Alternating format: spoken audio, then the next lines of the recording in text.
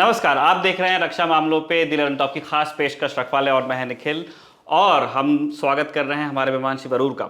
शिव, हम दोनों को गुदगुदी हो रही है। IAC-1 फाइनली भारतीय नौसेना में इंडक्ट होने वाला है। ऑफिशियली प्रधानमंत्री मोदी जाने वाले हैं कोचीन, जहां सेरेमनी होगी और INS विक्रांत का पुनर्जन्म होने वाला है। गुदगुदी सी हो रही है। बिल्कुल गुदगुदी सी हो रही है निखिल, क्योंकि जब मैं एक बहुत नया पत्रकार था, एक कब रिपोर्टर था बहुत साल पहले, सारे जो माइलस्टोन्स थे निखिल विक्रांत प्रोजेक्ट के, और उस टाइम में विक्रांत नाम भी नहीं था।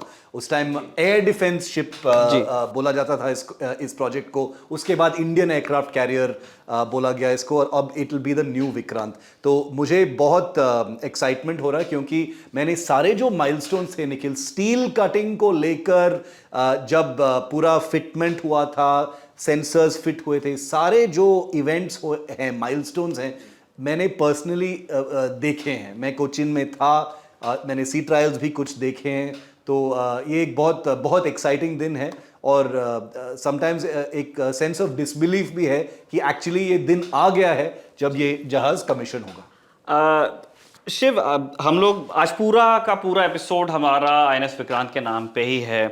आपने कहा कि जब इसका विचार आया था तब इसे एयर डिफेंस शिप कहा गया था, तो इसका जो डिज़ाइन फेज था उसमें जिस तरह से हमने इमेजिन किया था एक इंडिजिनस एयरक्राफ्ट कैरियर को, जिसको हम नाम भी तब हमने नहीं दिया था, तो वो कल्पना में कैसे, वो डिज़ाइन में पेपर पे वो कैसे चेंज होता गया? क्योंकि पहले जो टनेज है वो भी इतना नहीं था, साइज इतना नहीं था, कैपेबिलिटीज थोड़ी सी कम थी। किस तरह का विचार था इंडियन नेवी में? देखो निखिल, जब जब ये प्रोजेक्ट का शुरुआत हुआ था, उसके पहले नौसेना के पास काफ़ी अनुभव था, क्या काफ़ी एक्सपीरियंस था ऐसे एयरक्राफ्ट कैरियर्स ऑपरेट करने में। पहला जो INS विक्रांत था जो ब्रिटिश था, उसके बाद INS विराट आ गया था, वो भी ब्रिटिश ओरिजिन का एयरक्राफ्ट कैरियर था। तो ऑपरेशंस में काफ़ी एक्सपीरियंस ऑलरेडी था नेवी में।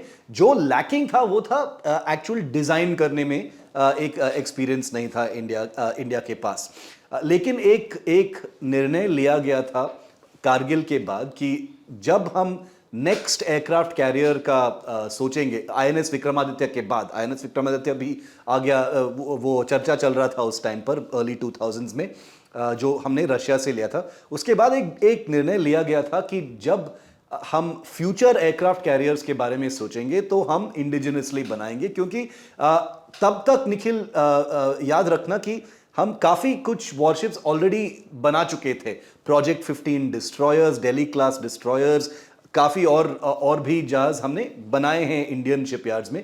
तो एक डिसीजन लिया गया था कि हमारे पास एक्चुअली ऑलरेडी कैपेबिलिटी है, क्षमता है, डिज़ाइन का जो एक्सपीरियंस है, हम थोड़ा सा एडवांस करके ये एक बड़ा शिप बना सकते हैं। इसलिए कोचिन शिपयार्ड्स को चुना गया था कि ये एक शिपयार्ड है जहाँ पे काफ़ी बड़े साइज़ के यार्ड्स हैं, बड़े कमर्शियल और मर्चेंट वेसल्स ऑलरेडी बनाते हैं। तो क्यों नहीं हम ट्राई करें कि हमारा सारा जो डिज़ाइन एक्सपीरियंस है, थोड़ा सा मदद लेके, अब कुछ फॉरेन कंट्री से थोड़ा सा डिज़ाइन का गाइडेंस लेके क्यों हम नहीं ट्राई करें।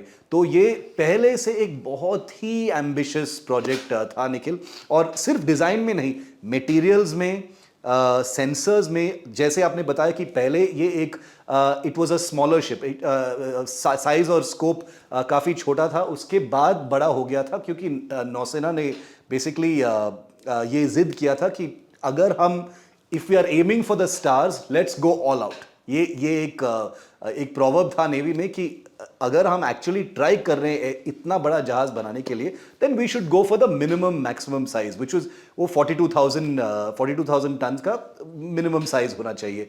तो इसलिए एक एवोल्यूशन बन गया था निखिल उस टाइम पे कि हम एक छोटा एयरक्राफ्ट कैरियर या एक एविएशन क्रूजर जो कहलाते हैं रशिया में, वो नहीं बनाएंगे। हम एक विराट स्टाइल, उससे विराट से बड़ा एक बड़ा एयरक्राफ्ट कैरियर एक्चुअली हम खुद बनाएंगे। तो that was the evolution of it.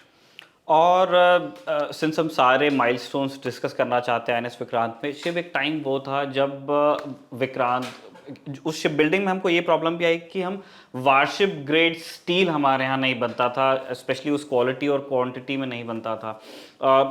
इस तरह के और कौन कौन से चैलेंजेस थे जिसमें हमने एक्सपीरियंस गेन किया है, सिर्फ एक शिप बनाने का नहीं, एक तरह एक कला पे मास्टरी हासिल की है? निखिल, अगर आप इसके पहले जो हमने बड़ा जहाज बनाया है नौसेना में, वो डिस्ट्रॉयर क्लास के शिप्स हैं जो इससे बहुत छोटे हैं, बहुत छोटे और much less complicated ships than an aircraft carrier. इसलिए नेवी का जो नेवल डिज़ाइन ब्यूरो और बाकी सारे जो एजेंसीज हैं जो शामिल थे इस प्रोजेक्ट में, निखिल, उनके सामने जो चैलेंजेस हैं, चुनौतियां थे, वो थे मटेरियल्स। जैसे आपने बताया कि शिप ग्रेड स्टील का जो रिक्वायरमेंट था वो बिल्कुल था ही नहीं इंडिया के पास। इसलिए steel authority of India limited को सौंप दिया गया था एक प्रोजेक्ट की, देखो हम बहुत सारे ऐसे जहाज बनाने वाले हैं और वो सारे इंडिजिनसली इंडिया, भारत में ही बनाएंगे, तो इसलिए आप ये प्रोजेक्ट ले लीजिए, आप ये रिसर्च करो, जहां से भी नो हाउ लेना है आप ले लीजिए, लेकिन हमको ये एक वॉरशिप ग्रेड स्टील इंडिजिनसली और एक अनलिमिटेड रिक्वायरमेंट बन जाएगा, तो आप प्लीज हमको बना दीजिए। सेल ने कुछ साल लिए और डिलीवर कर दिया। तो इसलिए जो नए वॉरशिप्स आ रहे हैं इंडियन नेवी में, वो सारे सेल स्टील से बने हैं। तो एक चैलेंज वो था। दूसरा चैलेंज निखिल वो था कि स्केल ऑफ द शिप, मतलब लिटरली जो साइज है इस शिप का, it is much bigger than any ship that the Indian navy has built in India. तो इसलिए स्केल को लेकर एक बहुत बड़ा चैलेंज था, क्योंकि क्या हमारे पास शिपयार्ड में कैपेबिलिटी है ऐसे इतने बड़ा मिलिट्री शिप बनाना। क्योंकि देखो निखिल, एक मर्चेंट शिप या कमर्शियल शिप या कार्गो शिप काफ़ी सिंपल चीज़ है, क्योंकि उसके अंदर काफ़ी सारे मिलिट्री ग्रेड इलेक्ट्रॉनिक्स नहीं होते हैं, मल्टीपल डेक्स होते हैं लेकिन रीइंफोर्स्ड एरियाज नहीं होते हैं, और काफ़ी खुला सा होता है अंदर फॉर स्टोरिंग सामान और ऑयल और वट एवर इट इज़। तो मैं नहीं बोल रहा हूँ कि वो एक सिंपलिस्टिक चीज़ है, लेकिन कंपेयर्ड टू मिलिट्री शिप वो काफ़ी सिंपल, बनाने के लिए भी सिंपल होते हैं, और बहुत सालों से ये कार्गो शिप्स बन रहे हैं कोची में। तो इसलिए ये वाला चैलेंज काफ़ी बड़ा था, क्योंकि एक था मटेरियल्स, दूसरा था स्केल, तीसरा था वेपनरी, क्या वेपन्स लगेंगे एयरक्राफ्ट कैरियर में, दूसरा था एयरक्राफ्ट, हम कहाँ से लाएंगे एयरक्राफ्ट, कौन से एयरक्राफ्ट डिप्लॉय तैनात होंगे ऐसे एयरक्राफ्ट कैरियर पर, तीसरा था सेंसर्स।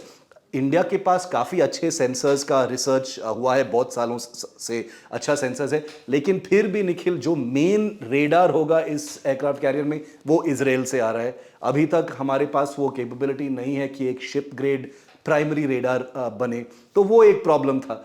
लेकिन इस शिप में जो टारगेट था कि सेल्फ रिलायंस का जो टारगेट था निखिल, मेरे हिसाब से आई थिंक 60 to 65% था टारगेट, कि 60 to 65% का जो सामान होगा इस जहाज में वो बिल्कुल इंडियन होगा, मेड इन इंडिया होगा। और अब हमको पता चल रहा है कि एक्चुअली वो टारगेट काफ़ी एक्सीड हो चुका है। 76% Nikhil, 76% of Vikrant is fully Indian.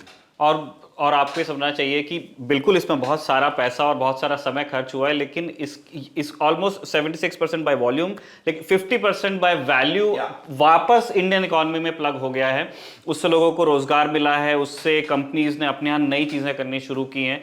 तो जितना पैसा हमने खर्च किया है, ऐसा नहीं कि वो पूरा इंडियन नेवी पे खर्च हो गया है, वो उससे बहुत सारे लोगों को रोजगार मिला है, बहुत सारी ऐसी स्किल्स हमने एक्वायर की हैं जो काम हम पहले नहीं करते थे। For example warship grade steel एक ऐसी चीज है जो दुनिया में आपको, अगर मार्केट में आप जाएंगे, आपको खरीद डिफेंस मार्केट में अवेलेबल है, लेकिन वो उसका नो हाउ, वो बनता कैसे है, वो आपको कोई नहीं बताने वाला है। नेशनल सीक्रेट्स होते हैं।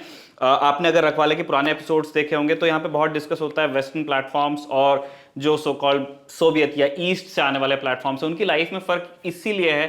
वेस्टर्न एयरफ्रेम आप देख लीजिए, B-52 कोल्ड वॉर के टाइम से और अभी बात चल रही है कि शायद वो आने वाले 2 या 3 या 4 दशक तक के एसेंशियली एयरफ्रेम्स वो वही हैं। अमेरिकन आपको बेच देंगे, लेकिन वो कभी बताएंगे नहीं कि हमने उसमें कौन से एलॉयज डाले हैं, कैसे उसको बनाया है। तो इसलिए ये बड़ी महत्वपूर्ण चीज थी, उसको खुद बना लेना और उसको इतने कॉम्प्लिकेटेड जहाज में लगाना। शिव, हम चाहते हैं कि आप हमारे दर्शकों को थोड़ा प्रपल्शन के बारे में भी बताएं। इतना हमारे दर्शक जरूर जानते हैं कि सारे जहाजों में पीछे स्क्रूज लगे होते हैं, एक पंखे जैसी चीज होती है जो पानी के अंदर घूमती है और उससे आपका जहाज आगे जाता है। लेकिन इस स्क्रू को आप कैसे चलाते हैं, उसको पार कैसे करते हैं, वो अपने आप में एक साइंस है। अब तक के हमने भारत में कम शिप्स हैं शिप जिनमें हमने टर्बाइंस इस्तेमाल किए हैं। प्लेन का इंजन शिप में लगाया है एसेंशियली वही है निखिल, जो जो जो टेक्निक है प्रोपल्शन का वो बिल्कुल सेम ही है कि एक कंबस्टन होता है, उसके बाद जो शाफ्ट होता है वो रोटेट होता है, उसके बाद प्रोपेलर घूमता है। दैट इज बेसिकली द वो बेसिक फिलॉसफी जो इंजन का है वो एग्जैक्टली सेम है। विक्रांत में गैस टर्बाइंस फिटेड हैं निखिल, और ये गैस टर्बाइंस बहुत बड़े हैं, उनकी जो स्पेसिफिकेशंस काफ़ी बड़े हैं। इस एयर डिफेंस शिप विक्रांत के अंदर एक बहुत बड़ा बॉयलर रूम होता है Nikhil, engine room, boiler room जो बोलते हैं, जहाँ पे वो फ्यूल डलता है, उसके बाद जो कंबस्टन प्रोसेस होता है, उसके बाद जो बड़ा सा और वो ड्राइव शाफ्ट जो होता है वो कमरे जैसा थिकनेस होता है निखिल, बहुत बड़ा होता है, and they go out to 2 big propellers in the water, और उससे प्रोपेल्शन होता है। बट जो गैस टर्बाइन का जो टेक्नोलॉजी है निखिल, प्रॉब्लम ये है कि हमारे पास अभी तक वो टेक्नोलॉजी नहीं है। ये भी गैस टर्बाइन जो जहाज का हार्ट होता है, जो जान होता है, वो है इंजन, और वो अभी भी इंडिया में नहीं बनता है। तो जैसे आपने बताया कि 50% ऑफ द वैल्यू ऑफ जो विक्रांत का वो एक्चुअली इंडियन नहीं है, उसमें से काफ़ी बड़ा हिस्सा है ये इंजन जो बाहर से जी के टर्बाइंस हैं। शिव, अब जो कन्वेंशनल प्रोपल्शन हम लोग इस्तेमाल कर रहे थे पहले और अब हम टर्बाइंस इस्तेमाल कर रहे हैं, इसमें कितना फर्क है? मतलब हमने क्यों टर्बाइंस को चुना, हम ये जानना चाहते हैं। क्यों टर्बाइंस निखिल, टर्बाइंस का एफिशिएंसी काफ़ी ज़्यादा है।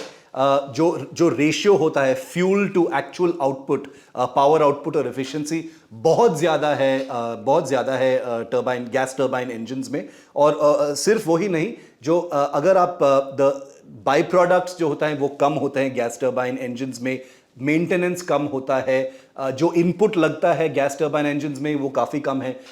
पुराने ज़माने में शिप्स में कोयला डलता था निखिल, कोयला डलता था बॉयलर्स में, उसमें से काफ़ी बाई प्रोडक्ट्स होते थे, lots of smoke etcetera. Gas turbines में बाई प्रोडक्ट्स कम होते हैं, स्मोक, धुआं जो होता है वो भी कम होता है गैस टर्बाइंस में।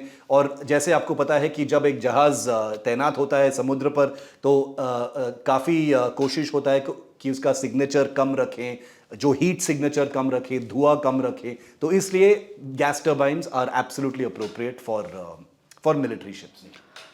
शिव, एक और चीज जो जैसे दर्शकों ने जो जितने विक्रांत की पिक्चर्स देखी हैं, आपने ज्यादातर लोगों ने डेक देखा है, जो ऊपर एक एयर स्ट्रिप है और एक एंगल्ड एक स्की जंप है वो देखा है, लेकिन एक ऑलमोस्ट उतना ही बड़ा हैंगर भी नीचे है और इसके अपने चैलेंजेस हैं। अगर आप शिप के अंदर इतना बड़ा हॉलो स्ट्रक्चर बनाएंगे और वो एक वारशिप है जिसका डेक काफी भारी है, काफी सारा स्टील उसके ऊपर है, फिर एक आइलैंड भी रखा हुआ है, ये किस तरह के चैलेंजेस प्रेजेंट करता है जब आप शिप में एक छेद रखते हो ताकि आपके एयरक्राफ्ट अंदर जाके वहां पे उनका मेंटेनेंस हो सके, वो स्टोर हो सके? निखिल, वो जो हैंगर जो है वो बेसिकली एक पार्किंग लॉट है, एक पार्किंग एरिया है एयरक्राफ्ट के लिए। क्योंकि ऐसा नहीं है कि आप जो जहाज हैं आप परमानेंटली या हमेशा आप डेक के ऊपर ही रख सकते हो।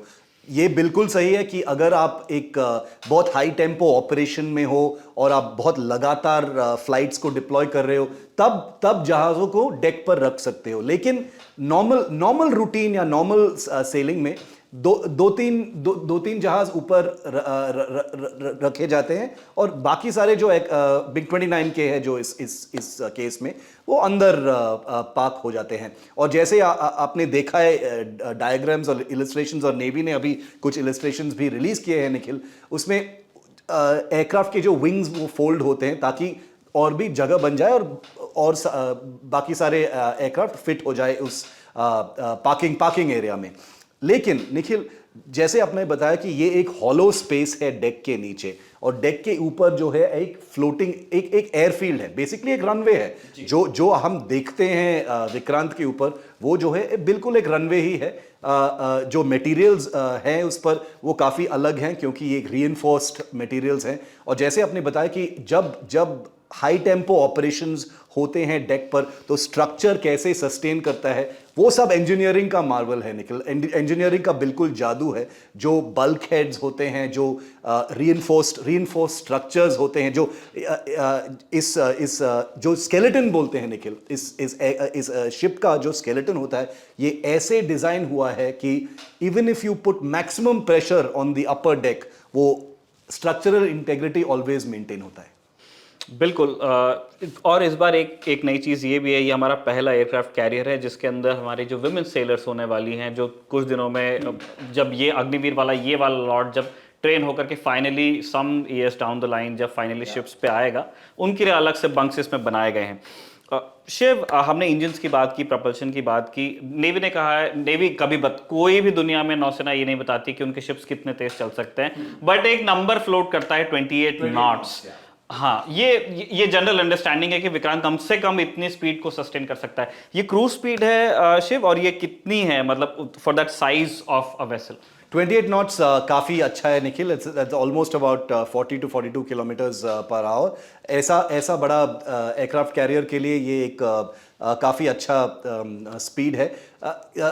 याद रखना निखिल कि स्पीड का रिक्वायरमेंट ज़्यादा नहीं होता है एयरक्राफ्ट कैरियर में। ऐसा नहीं है कि एयरक्राफ्ट कैरियर भाग के जा सकता है एक थ्रेट से, क्योंकि एयरक्राफ्ट कैरियर एक बैटल ग्रुप जैसा है।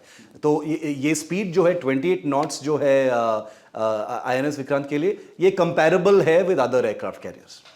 ठीक बात है शिव। अब हम फाइनली धीरे धीरे उस तरफ बढ़ ही रहे हैं जिस तरफ हम नहीं जाना चाहते थे, एयर विंग।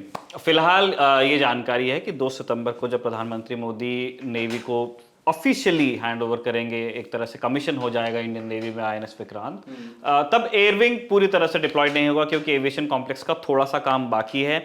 ये एक्सपेक्ट किया जा रहा है कि अगले साल यानी कि 2023 के मध्य तक आपके एविएशन ट्रायल्स पूरे हो जाएंगे। हम कल वो जो प्रेस कॉन्फ्रेंस की थी वाइस एडमिरल घोरमाड़े ने, उसमें हम देख रहे थे, उन्होंने कहा है कि उन्होंने ये कहा कि बनाया गया है बिल्कुल मिग 29 केस के लिए, और आने वाले दिनों में हमें यहाँ पे टेड BF को फील करना है। लेकिन इन द इंटरिम उनके शब्द थे कि हम बोइंग F-18 और राफेल M के बारे में सोच रहे हैं। क्या इसका मतलब ये है, क्योंकि टेड BF बहुत दूर है, और उनके बोलने से ऐसा लगा कि शायद नेवी 29 केस और खरीदने के मूड में नहीं है।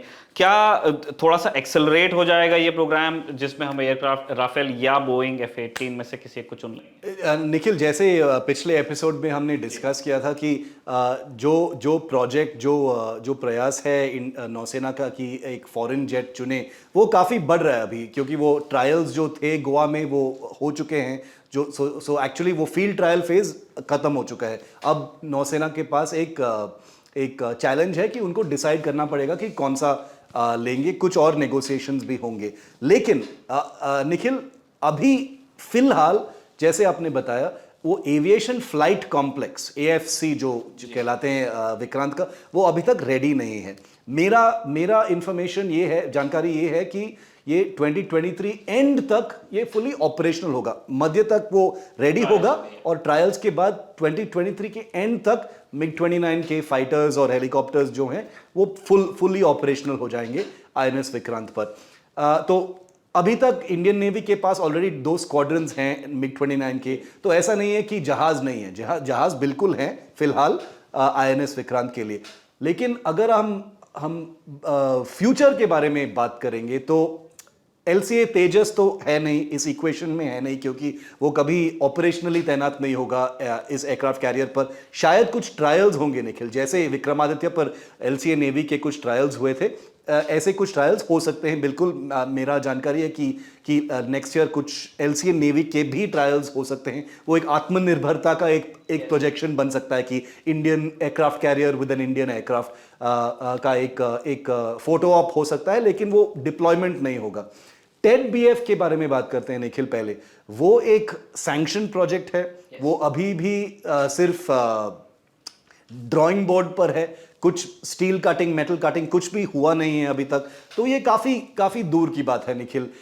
एटलीस्ट 5-6 ईयर्स के बाद ही एक रियलिस्टिक एस्टिमेट है, कंजर्वेटिव एस्टिमेट है कि 5-6 ईयर्स के बाद ही शायद हम एक प्रोटोटाइपिंग फेज में आ जाएंगे, क्योंकि एक्चुअल जो परसेप्शन है कि टेड-बीएफ एक एलसीए नेवी का डेरिवेटिव है, expansion of the LCA project, twin engine को लगाकर एक advanced version of the LCA. लेकिन अगर आप तस्वीरें देखेंगे, अगर आप वो डिजाइन के जो इमेजेस देखेंगे, एक काफी अलग चीज है ये टेड-बीएफ। तो ये चैलेंजिंग चीज है और वो अपने टाइम में आएगा। इसलिए इंडियन नेवी का ये चैलेंज है कि देखो मिग-29 के हमारे पास ऑलरेडी है, लेकिन वो काफ़ी है नहीं। हमारे जो ऑब्जेक्टिव्स हैं, हमारे जो मिशंस हैं इंडियन ओशन में, उसके लिए काफ़ी है नहीं निखिल।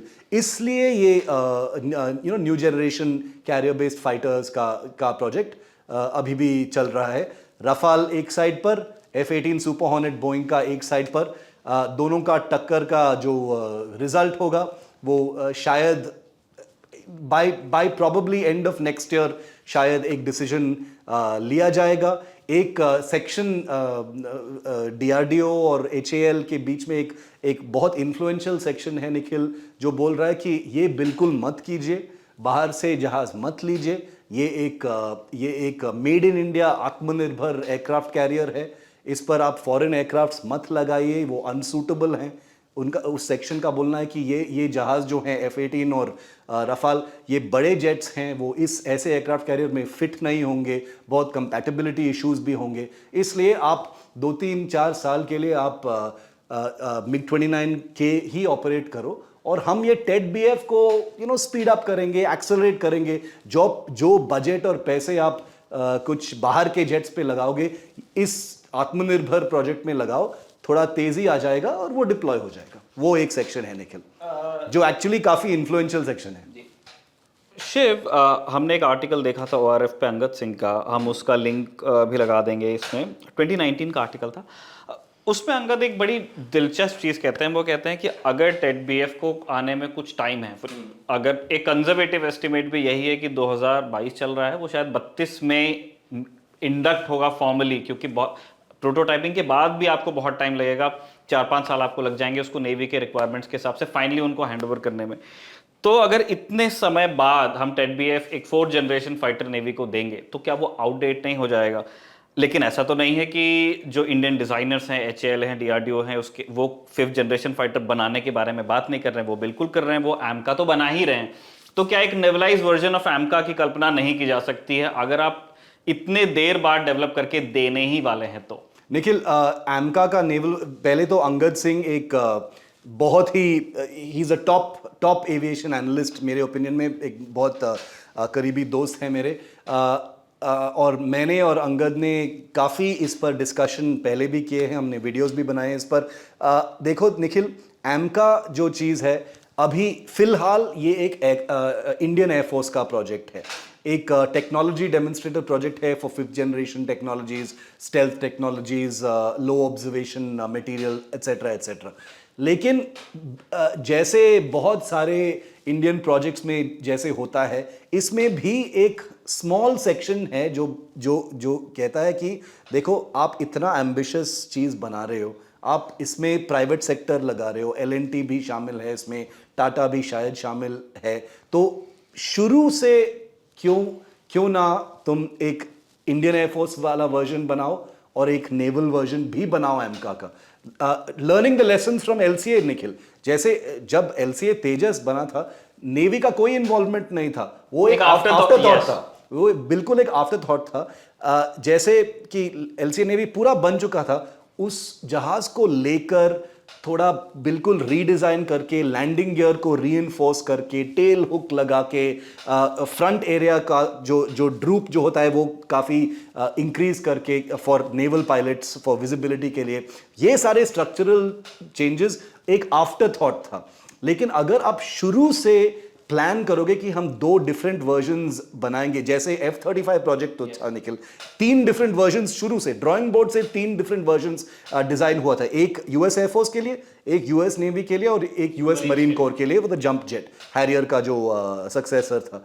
तो अभी वो हुआ नहीं है, लेकिन जो मेरी जानकारी ये है कि AMCA एक काफी प्रिलिमिनरी स्टेज में है, जिसमें आप एक्चुअली ये चेंज बना सकते हो, आप ला सकते हो ये दिस डॉक्ट्रिनल चेंज कि ये एक एयरक्राफ्ट नहीं होगा, 2 डिफरेंट वर्जन्स होंगे और आप नेवल वर्जन भी बना सकते हो। वो अभी कुछ डिसीजन नहीं लिया गया है, बट मेरा मानना है कि एब्सोल्युटली इट मस्ट हैपन, क्योंकि Ted BF by the time it is delivered it will be, वो एक अच्छा एयरक्राफ्ट होगा निखिल। ऐसा नहीं है कि वो बिल्कुल ऑब्सोलीट होगा, ये अच्छा एयरक्राफ्ट होगा, लेकिन अगर आप एक फ्यूचरिस्टिक जनरेशन एयरक्राफ्ट ऑलरेडी बना रहे हो, क्यों नहीं, why aren't you already thinking of a naval version? I agree with that. मैं बिल्कुल, रखवाले की टीम इस बात को बिल्कुल एक्नॉलेज कर रही है कि we are journalist, subject experts DRDO और HAL के पास ही हैं, और हम ये बात समझते हैं कि उन्होंने भी एक अच्छा खासा काफी सोच विचार के ही निर्णय उन्होंने भी लिया होगा। F-35 के एग्जाम्पल में भी हमने देखा है कि US के पास ऑलमोस्ट अब 1 सेंचुरी होने वाली है मिलिट्री एयरक्राफ्ट डिजाइनिंग को उनको, लेकिन उन्हें भी बहुत प्रॉब्लम आई थी। अब जाके वो उसको फाइनली मास्टर कर पाए हैं कि एक ही जेट के 3 वर्जन्स कैसे बनाने हैं। तो वो काम आसान नहीं है, लेकिन फिलहाल जैसे शिव कह रहे थे कि चीजें अगर अभी ड्राइंग बोर्ड पे है तो ये सही समय है अगर आपको कुछ चेंजेस करने हैं तो, वरना वो LCA वाली कहानी दोहरा दी जाएगी कि आपने एक प्लेन बना दिया फॉर एयरफोर्स रिक्वायरमेंट्स, उसके बाद फिर आप उसमें चेंज करने के लिए मजबूर हो रहे हो जिसके लिए डिजाइन नहीं किया गया था। LCA तेजस की कल्पना ऐसे नहीं की गई थी कि उसे हम कभी किसी डेक बेस्ड रोल में फील्ड करेंगे, उस तरफ शिव कह रहे थे।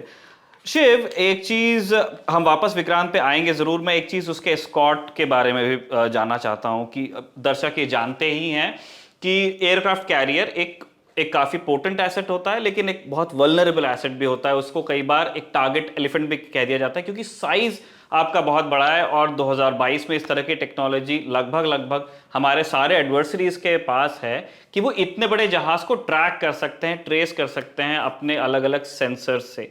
तो उस बहुत ज़रूरी है कि हम इतने वैल्यूएबल एसेट को बचा के रखें, अपनी जो एयरफील्ड है उसके इर्द गिर्द तैनात रखें, डिस्ट्रॉयर्स को, मिसाइल्स को, फ्रिगेट्स को अलग अलग तरीके से अलग अलग देश करते हैं। क्या हमारे पास सरफेस फ्लीट में और जो हमारा सबमरीन आर्म है वहाँ इतने एसेट्स हैं शिव कि हम विक्रांत के लिए अलग से उन्हें डिप्लॉय कर सकें?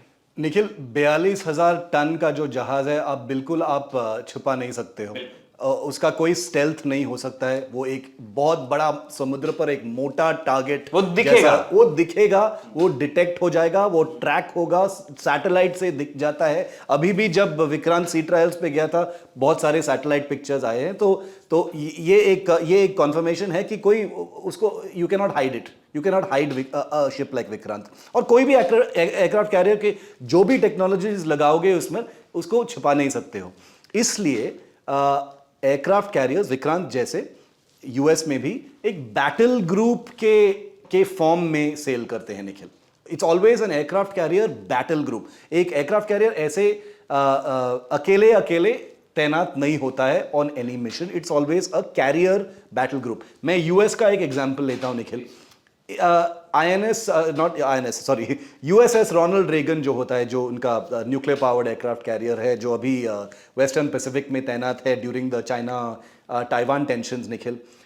उस बैटल ग्रुप में 3-4 डिस्ट्रॉयर्स हैं, 3-4 क्रूजर्स हैं, एटलीस्ट 2 या 3 न्यूक्लियर सबमरीन्स हैं, 4-5 एयरक्राफ्ट हैं already in the air, drones होते हैं, सपोर्ट वेसल्स होते हैं, फ्लीट रिप्लेनिशमेंट टैंकर्स होते हैं, और ये सारे जो शिप्स हैं, जहाज हैं, वो सारे आर्म्ड हैं। उनके पास मिसाइल्स हैं, गाइडेड मिसाइल्स हैं, land attack, anti ship, surface to air missiles, ये सारे ऑलरेडी हैं।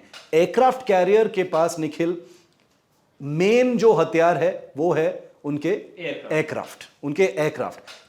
तो हम विक्रांत पर आते हैं। विक्रांत के बाद अभी 2023 से ही उसका फुल ऑपरेशनल सिचुएशन होगा, लेकिन अस्यूम करते हैं कि INS विक्रांत पूरा का पूरा ऑपरेशनल है निखिल। क्या हथियार हैं उस पर?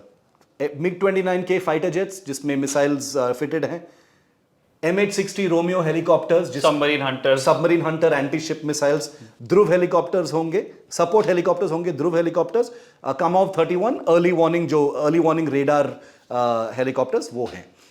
उसके अलावा विक्रांत पर बराक एंटी एयर मिसाइल्स होंगे, surface to air missiles also होंगे, और कुछ माइनर सपोर्ट वेपनरी भी होगा। लेकिन क्योंकि ये एक इतना बड़ा टारगेट है और ये एक्चुअली एक वेपन्स प्लेटफॉर्म नहीं है, ये एक एयरक्राफ्ट कैरियर है। तो इसलिए उसके साथ चलेंगे इंडियन नेवी के project 17A frigates, project 15A destroyers, हमारा विशाखापट्टनम क्लास के जो डिस्ट्रॉयर्स है, कोलकाता क्लास के जो डिस्ट्रॉयर्स हैं, वो होंगे as part of this carrier battle group, और कुछ कलवारी क्लास सबमरीन, एक दो कलवारी क्लास सबमरीन भी जाएंगे इसमें। तो एक बैटल ग्रुप बन जाएगा निखिल। लेकिन आपका सवाल निखिल बहुत इंपॉर्टेंट ये है कि क्या ऐसे एसेट्स हम डिप्लॉय कर सकते हैं ऐसे शिप के साथ। मेरा मानना है कि हाँ, क्योंकि एक एयरक्राफ्ट कैरियर एक फ्लैगशिप प्रॉपर्टी होता है निखिल, और जब ये तैनात होता है कोई भी मिशन पर, you can not send it, अकेले नहीं भेज सकते हो, you have to send it with its entire complement जो होते हैं डिस्ट्रॉयर्स या फ्रिगेट्स या सबमरीन्स के साथ आपको बिल्कुल भेजना पड़ेगा। काफ़ी शॉर्टेज है इंडियन नेवी नौसेना का जो एम्बिशन है, नंबर्स, शिप का नंबर्स का एम्बिशन काफ़ी ज़्यादा है, लेकिन अगर आप चाइना से कंपेयर करोगे तो काफ़ी कम है। तो इसलिए एक सस्टेनेंस मॉडल बन रहा है Nikhil, to see how best to deploy this ships with the aircraft carrier. लेकिन वो है, शिप्स डेफिनेटली हैं। हाँ, मतलब मैंने ये सवाल इसीलिए भी पूछा शिव, क्योंकि जो आत्मनिर्भरता की जो बात हो रही है वो नारा नया है, लेकिन अगर आत्मनिर्भरता में किसी तीनों सर्विसेज में किसी ने भी एकदम सगा भाई बन के, सगा बहन बन के जिसने साथ दिया है इंडिजिनस इंडस्ट्री का, वो इंडियन नेवी है। सबसे ज्यादा इंडिजिनस प्लेटफॉर्म अगर किसी सर्विस ने, और इस साइज के और इस कॉम्प्लिकेसी के अगर एक्सेप्ट किए, ना आर्मी ने किए हैं ना एयरफोर्स ने किए हैं। जनरली इनके प्रोडक्ट्स बाहर से आते हैं, कटिंग एज। नेवी का कटिंग एज इंडिया में बनता है, कुछ सिस्टम्स बाहर से आ जाते हैं, लेकिन नेवी ने साथ खूब दिया है। तो अगर वो कैपेसिटी है हमारे पास में शिप बिल्डिंग की, कुछ हमारी सीख हमने इतने सालों में एक्वायर की है, तो क्या हम उस प्रोसेस को एक्सेलरेट करने की स्थिति में नहीं है कि अब हम इंडियन बजट में, इंडियन स्पेसिफिकेशन में, इंडियन नीड के अकॉर्डिंग शिप बिल्डिंग को थोड़ा तेज कर पाए, स्पेशली सैंक्शन स्ट्रेंथ को। मैं ये नहीं कह रहा हूं कि आप चीन से कंपीट कीजिए, मैं यही कह रहे हैं, हम यही कहना चाह रहे हैं कि जो सैंक्शन स्ट्रेंथ है इंडियन नेवी की, जो चाहे वो टनेज में हो, सरफेस फ्लीट की हो, चाहे वो सबमरीन आर्म की हो, उसको हम थोड़ा सा अब पेस दे, स्पेशली सरफेस फ्लीट में। क्योंकि जैसे शिव बता रहे थे, आपको डिस्ट्रॉयर्स साथ में भेजने, ऐसा नहीं कि आप सारे डिस्ट्रॉयर्स विक्रमादित्य या विक्रांत के साथ ही भेजेंगे। डिस्ट्रॉयर्स की अपनी ड्यूटीज भी होती हैं, वो खुद भी पेट्रोल कर रहे होते हैं। तो मैं उस संदर्भ में पूछ रहा हूं, जैसे विशाखापट्टनम क्लास में एक इंडक्ट हो चुका है, एक कमीशन हो गया, 3 और करने वाले हैं। क्या हमें और डिस्ट्रॉयर्स और फ्रिगेट्स की जरूरत नहीं है सर? बिल्कुल निखिल, बहुत ज्यादा जरूरत है और बहुत अर्जेंटली जरूरत है ऐसे, क्योंकि जो हमारा शिप, वॉरशिप का जो स्ट्रेंथ है, it's only a fraction of कि हमारा रिक्वायरमेंट जो है और जो हमारे ऑलरेडी पास है, वो बहुत बड़ा रेशियो है निखिल। बहुत सारे शिप्स हमारी ज़रूरत है नौसेना के लिए। और जैसे आपने बताया कि क्या हम इस अभियान जो होता है, क्या हम इसको एक्सेलरेट नहीं कर सकते हैं। एक्चुअली एक कैंपेन ऑलरेडी है, एक डॉक्ट्रिन ऑलरेडी है, पर्सपेक्टिव प्लान बोलते हैं इंडियन नेवी में, जिसमें जो इंडिजिनस वॉरशिप बिल्डिंग का जो मोमेंटम है उसको बढ़ाया जाए। ऑलरेडी एक सैंक्शन प्रोजेक्ट है। तो अगर आप हिंदुस्तान शिपयार्ड में देखोगे, या Mazagon, Garden Reach Shipyard, Goa Shipyard Limited, private shipyards जो हैं ऑलरेडी कंट्री में, उसमें एक accelerated campaign already I think 2018 से ऑलरेडी शुरू हो गया है। तो ये it will pick up pace in the years to come. लेकिन निखिल, आपने एक बहुत ही इम्पॉर्टेंट चीज़ आपने बताया कि जो एक वो सेना है जो आत्मनिर्भरता को एक्चुअली एम्ब्रेस किया है इन लेटर एंड स्पिरिट, वो इंडियन नेवी है। लेकिन उसका भी एक कारण है निखिल, क्योंकि देखो, unlike the Indian army and Indian air force, जिसमें जब वो ऑर्डर करेंगे, वो चीज़ जो है 1-2 साल में आ जाता है, क्योंकि वो छोटा चीज़ होता है, जहाज़ या हथियार या बंदूक या जो भी है, आर्टिलरी गन, वो काफ़ी सिंपल चीज़ है, वो जल्दी बन के आ जाता है। लेकिन नौसेना का जो हथियारे हैं, जो चीज़ें हैं,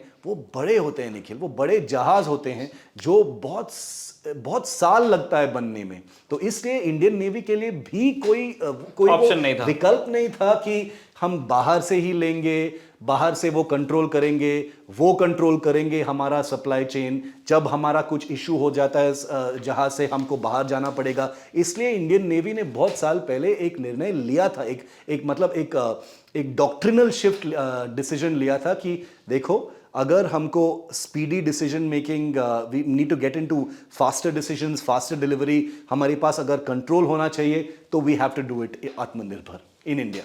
इसलिए हुआ था ये। बिल्कुल। और अब उसके अच्छे नतीजे, अगर आप एक एयरक्राफ्ट कैरियर बना ले रहे हैं, मैं वो सेलेक्ट क्लब वाले उस नॉइस में बहुत ज़्यादा मानता नहीं है, क्योंकि वो उस हमारा ऑब्जेक्टिव कभी भी किसी क्लब में शामिल होना नहीं होता। हमारा ऑब्जेक्टिव है हमारी नेशनल सिक्योरिटी को ध्यान में रखते हुए हमारी भी जो ज़रूरत है उस हिसाब से डिसीजन लेना। हमें क्लब में बैठाया कोई नहीं बैठाया, हमको क्या फ़र्क पड़ता है। शिव, वापस हम चल रहे हैं आईएनएस विक्रांत की तरफ। ये कन्वेंशनली पार्ट कैरियर है, तो बिल्कुल इसका एक इंड्योरेंस है, लेंथ में है, टाइम में है। हम चाह रहे हैं कि उसके बारे में भी हमारे दर्शक जाने कि अगर ज़रूरत पड़ती है तो हम एक बार में कितने दूर तक के इसको फील कर सकते हैं और कितने समय तक के फील कर सकते हैं। निखिल, 1.5 महीना का जो तैनात हो सकता है, ड्यूटीज़ डिप्लॉयमेंट में है, हो सकता है इंडियन ओशन में। देखो, ये जो शिप्स हैं वो they can be refuelled at sea. मैं खुद आईएनएस विराट पर था जब prime minister Manmohan Singh PM's day at sea जो होता है निखिल, आईएनएस विराट पे थे डॉक्टर मनमोहन सिंह। मैं भी गया था, तब मैं इंडियन एक्सप्रेस में था, और तब एक रेप्लेनिशमेंट एट सी एक डेमोन्स्ट्रेशन हुआ था। हम अरेबियन सी में थे, एक फ्लीट रेप्लेनिशमेंट टैंकर जो होते हैं, जो फ्यूल कैरी करते हैं और फ्यूल करते हैं अलग शिप्स को, वो आईएनएस विराट को एट सी सेलिंग के टाइम पर एक रिफ्यूलिंग, अंडरवे रेप्लेनिशमेंट जो बोलते हैं, वो हुआ था उस टाइम पर।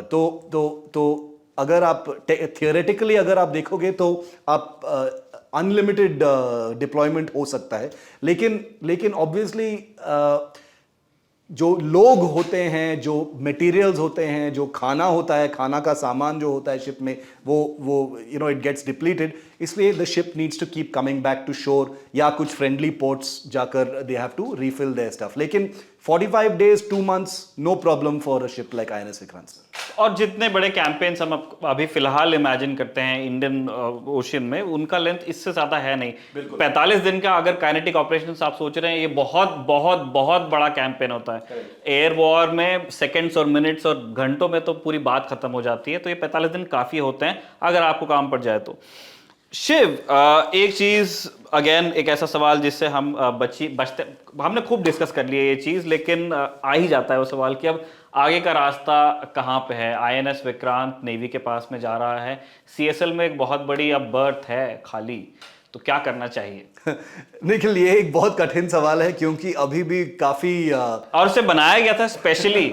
उतनी बड़ी बर्थ हमारे पास बिल्कुल थी नहीं, फिर हमने बनाई और उसके बाद फिर ये वारशिप। और सिर्फ बर्थ ही नहीं निखिल, जो टेक्नोलॉजी है, जो वेल्डिंग का टेक्नोलॉजी है, जो काम करने वाले हैं लोग जो है वहां पर, ये काफी स्पेशलाइज्ड चीज है निखिल। सबमरीन्स और एयरक्राफ्ट कैरियर्स बहुत ही स्पेशलाइज्ड मैन्युफैक्चरिंग टेक्निक्स डलते हैं उसमें निखिल, और इसलिए वो जो बर्थ खाली है अभी, उस पे काफ़ी चर्चा ऑलरेडी हो है। जैसे हमने पहले भी इस पर बात की है, अभी भी एक डिबेट जारी है इंडियन नेवी में। नेवी और मिनिस्ट्री ऑफ डिफेंस, रक्षा मंत्रालय के बीच में एक डिस्कशन काफ़ी चल रहा है कि क्या इस बर्थ के साथ क्या किया जाए। अब क्या एक दूसरा एयरक्राफ्ट कैरियर हमको तुरंत सैंक्शन करना चाहिए, तुरंत, जो जब सब कुछ while the line is hot जैसे हम बोलते हैं, क्यों नहीं हम तुरंत सैंक्शन कर देते हैं, ताकि we do not regret it later. बाद में जाके बोलेंगे अरे पहले ही करना चाहिए था, ताकि अब तक एक और एयरक्राफ्ट कैरियर आ जाता। ऐसा नहीं होना चाहिए। तो ये एक डिबेट ऑलरेडी चल रहा है निखिल। लेकिन जैसे हमने डिस्कस किया पहले, एक दूसरे साइड से एक आर्ग्यूमेंट ये है कि हमको 3 एयरक्राफ्ट कैरियर क्यों चाहिए। हमारे पास ऑलरेडी आईएनएस विक्रमादित्य है, जो डिप्लॉयड है, ऑपरेशनल है, पूरा सब कुछ ठीक है। एक ये दूसरा एयरक्राफ्ट कैरियर आएगा, आईएनएस विक्रांत जो आएगा, तो हमारे पास 2 एयरक्राफ्ट कैरियर है। लेकिन इंडियन नेवी का जो हिस्टोरिकल डॉक्ट्रिन है 71 के बाद, जो डॉक्ट्रिन है वो है कि हमारे पास 3 एयरक्राफ्ट कैरियर होना चाहिए। एक बे ऑफ बंगाल में तैनात होगा, एक अरेबियन सी में तैनात होगा, और तीसरा रीफिट में होगा या मेंटेनेंस में होगा, और ये एक रोटेट होता जाएगा। लेकिन इंडियन नेवी का एक सेक्शन का कहना है कि क्यों नहीं, जो बहुत कम जो बजट है हमारे पास, और ये बजट कम होता जा रहा है निखिल, स्क्वीज होता जा रहा है, क्यों ये बजट कुछ और चीज में नहीं लगाते, जैसे attack submarines, nuclear powered submarines, ऐसे चीजों में। एक तीसरा साइड है निखिल, जो बोलते हैं कि एयरक्राफ्ट कैरियर की बिल्कुल जरूरत है, लेकिन ये जो खाली बर्थ है कोचिन शिपयार्ड में, इसको बिल्कुल इस्तेमाल करो, लेकिन जो जहाज आप बनाओगे उसमें नेक्स्ट, उसमें काफी नए टेक्नोलॉजीज होंगे। एक फ्लैट टॉप एयरक्राफ्ट कैरियर हो सकता है, not a ski jump aircraft carrier, एक कैटapult लॉन्च या ईमेल्स लॉन्च का नया टेक्नोलॉजी लेकर, एक नया यूएस से कोलैबोरेट करके एक न्यू जनरेशन एयरक्राफ्ट कैरियर, जैसे जापान ने बनाया या यूके ने बनाया, ऐसे एक एयरक्राफ्ट कैरियर क्यों नहीं बनाए। तो उसका भी एक चर्चा चल रहा है अभी, लेकिन अब तो मौसम है आईएनएस विक्रांत का निखिल, और जो चर्चा है कि उसके बाद क्या होगा वो तो वो आगे देखा जाएगा। अच्छा शिव, सिंस आप ईमॉल्स की बात कर रहे थे, तो मुझे एक चीज जाननी थी कि विक्रांत में हमने 88 मेगावाट ऐसा बताया जाता है कि मिनिमम इतना हम वहां पे प्रोड्यूस कर सकते हैं। शिप में बहुत सारी चीज़ों के लिए प्रपल्शन इलेक्ट्रिकल ही है, उसके अंदर बिजली से ही आपके स्क्रूज भी चल रहे हैं, प्रोपेलर्स चल रहे हैं, बिजली से ही आपके रडार चलते हैं। शिव, इन फ्यूचर हम जो टेक्नोलॉजी इंडक्ट करना चाहेंगे इस वॉरशिप पे, क्या उसके लिए हमने एलोकेशन रखा है इस 88 मेगावाट में, या फिर ये पूरा ही फिलहाल इस्तेमाल होगा? मैं ये इसलिए पूछ रहा हूँ क्योंकि यूएस में जो जेरल्ड आर फोर्ड क्लास आया है एयरक्राफ्ट कैरियर्स का, उन्होंने ऑलमोस्ट 50% जो पावर आउटपुट है अपना, उन्होंने फ्यूचर टेक्नोलॉजीज के लिए रखा हुआ है। निखिल, अभी तक इतना advance thinking, at least as far as I know, वो हुआ नहीं है अभी तक सिर्फ एक डिसीजन मेकिंग फेज में है कि हमको क्या चाहिए, किस डायरेक्शन में जाना चाहिए। जो आप बता रहे हैं कि allocation of power, electricity resources for additional technologies, future technologies, ये बाद में आएगा निखिल। अभी फिलहाल जो सामने है नौसेना का, वो है कि हमको चाहिए या नहीं चाहिए, वो पैसे जो है हमारे पास वो किस में लगाएं, वो जो खाली जो बर्थ है उसमें क्या किया जाए। अभी तो वो सब इशू है नहीं उनके पास फिलहाल। लेकिन एक एडिशनल चीज जो है निखिल, वो है न्यूक्लियर पावर का भी एक सवाल आ गया है, क्योंकि इंडियन नेवी के पास ऑलरेडी कुछ न्यूक्लियर सबमरीन्स हैं। आईएनएस अरिहंत है, दूसरा सबमरीन भी आने वाला है बहुत जल्द। तो जो nuclear propulsion, nuclear energy systems जो हैं शिप्स में, जैसे यूएस नेवी के सारे एयरक्राफ्ट कैरियर्स और सबमरीन सारे न्यूक्लियर पावर्ड हैं, तो क्या हम न्यूक्लियर पावर्ड एयरक्राफ्ट कैरियर बना सकते हैं? क्या हम इतना दूर देख सकते हैं कि हम थोड़ा रुक के, जब ये टेक्नोलॉजी परफेक्ट हो जाए, उसके बाद एक फ्लैट टॉप छोटा न्यूक्लियर पावर्ड एयरक्राफ्ट कैरियर क्यों नहीं बना सकते हैं? तो ये भी एक थॉट प्रोसेस है। लेकिन जैसे बताया कि एक्चुअल पावर एलोकेशन, ये रिसोर्सेज, ये तो दूर की बात है अभी। फिलहाल हमारा सारा ध्यान लेकिन बहुत इंपॉर्टेंट है, विक्रांत की ओर लगा हुआ है। वो सारी पिक्चर्स, वो सारे वीडियोस आपको जो सीएसएल में सेरेमनी होने वाली, वो सारे आपको दिल लुंडॉप के तमाम प्लेटफॉर्म्स पर देखने को मिलेंगे। हो सकता है रखवाले की अगली किस्त में भी आपको उनके बारे में हम बताएं। शिव, और कोई चीज़ आप ऐड करना चाहते हैं? जितने हमने विक्रांत की बात की है, हमने पैरेंट नंबर को भी दोबारा रिपेंट किया है, पुराने विक्रांत के R11।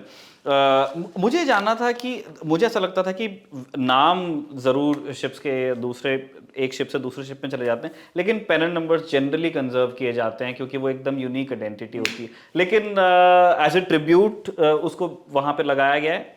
बिल्कुल एक ट्रिब्यूट है। और एक कहावत है नौसेना में निखिल कि ships never die, they always reincarnate, ships never go anywhere।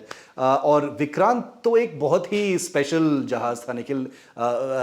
Vikrant ने बहुत कुछ एक्शन देखा है, 1971 में एक्शन देखा है, और काफ़ी सारे ऑपरेशंस में तैनात हुआ है। तो ये एक स्पेशल हिस्टोरिक जहाज़ है इंडियन नेवी के लिए। तो मुझे कोई सरप्राइज़ नहीं है कि उन्होंने एक्चुअली वो पेरेंट नंबर मेंटेन किया है। मैंने कुछ दिन पहले कुछ क्रू और कुछ लोग जो इस शिप में तैनात होंगे उनसे बात की है, और निखिल जो प्राइड है, जो गर्व है कि आप एक नया विक्रांत पर ऑपरेट करोगे, और एक्चुअली इस ब्रांड न्यू, ये बिल्कुल ब्रांड न्यू जहाज है निखिल रिलेटिवली स्पीकिंग, और उसको आप वर्कअप करोगे, 2 साल में पूरा ऑपरेशनल करोगे।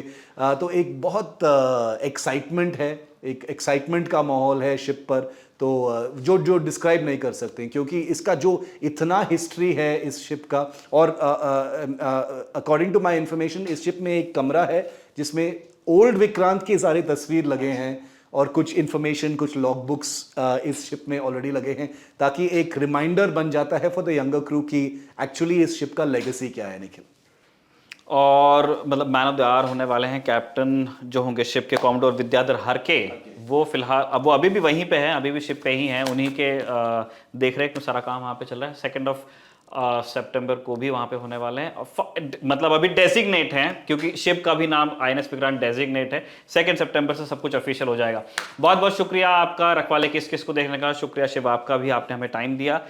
हम सब इंतजार कर रहे हैं 2 सितंबर का, तब तक कि आप भी इंतजार कीजिए। आपको बधाई, हमको बधाई। Thank you Nikhil and thank you to viewers. मिटाने खबरों का गैप रोज रात 8 बजे आएगा Lallantop show live on app. Download करें लल्लन टॉप ऐप।